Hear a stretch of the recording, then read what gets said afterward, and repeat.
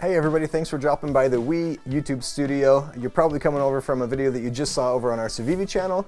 If not, you need to go over there and check out the releases that we just put up right there. Today on the Wii YouTube channel, we're talking about the brand new Wii Subjugator.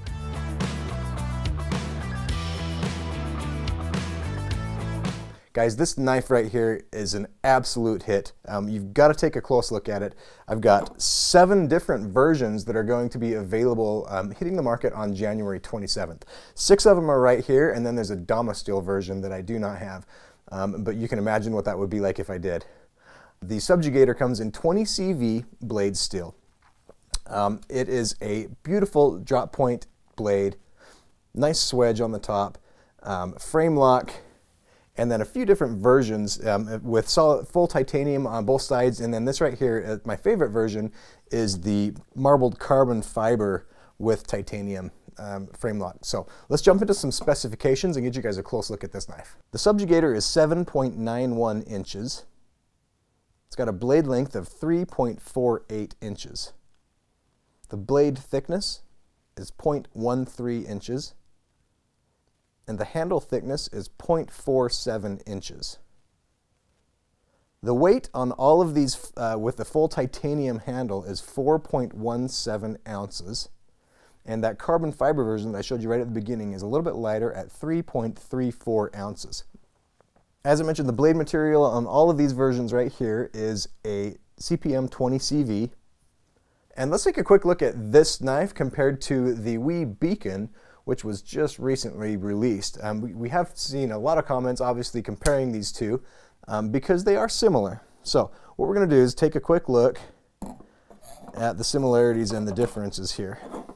So one of the things that I love about Wii Knife and Civivi is that there's always drops with things that are slightly similar, slightly different, finding a niche for everybody, something that's going to work for everybody. So right here, taking a look at these, you can see that there are some slight differences in the blade. First of all, on the Subjugator, there's a thumb stud added, both frame locks. The Subjugator has the flipper tab and the thumb stud opening mechanisms, and the Beacon has a flipper tab and a fuller, so you can use that fuller as a middle flick. The handle shape is just slightly different.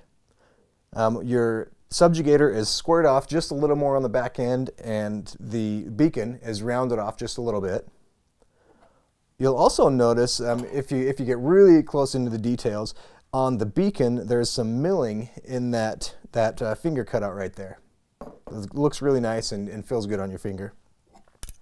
The jimping on these is going to be very, very similar. Your blade profile changes just a little bit. The Beacon has just a little bit more of a belly to it. Both beautiful drop points, but you are going to see a slight difference in that blade profile, ever so slightly. On the lock side, you're going to see almost an identical setup.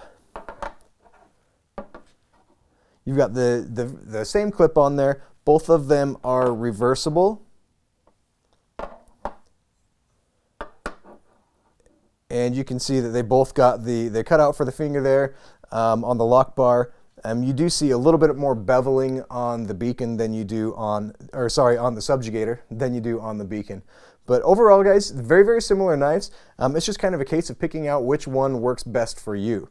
For me, I really like this carbon fiber version of the Subjugator. Partially because it's got the thumb stud, which I'm in love with. I enjoy that extra weight reduction and the beauty of that two-tone. So anyhow, that's just me, but there are plenty to choose from. The launch on the Subjugator includes, like I said, 7 varieties. Okay, the full titanium versions, we have a black handle with a satin finish blade. We have a gray titanium handle with a satin finish blade. We have a blue titanium satin blade, carbon fiber satin blade, black titanium with black stonewash blade, and a bronze titanium handle with a black stonewash blade. One of the other really neat things that you're going to notice on the Subjugator is the contrast in the thumb stud and your hardware, like your pivot and that. They're going to be anodized a really pretty color. Like on this black version, you've got that bronze color there. On your blue version, you've got that blue anodized thumb stud as well as the pivots and all that. So your plain steel version has a polished silver or gray thumb stud, and then bronze on the others. So that's the Subjugator, guys. It's a fantastic knife. It reminds me just a little bit of the Wii kite fin, as does the Beacon, although they're slightly larger versions of that knife. So if that's one that you like, that you have, or you've already felt and played with, these are going to be very similar, just a little bit larger. It has a stainless steel lock bar insert on that titanium frame to make sure that your lock bar doesn't wear, and all of the action and the features and everything that you would expect from your Wii knife.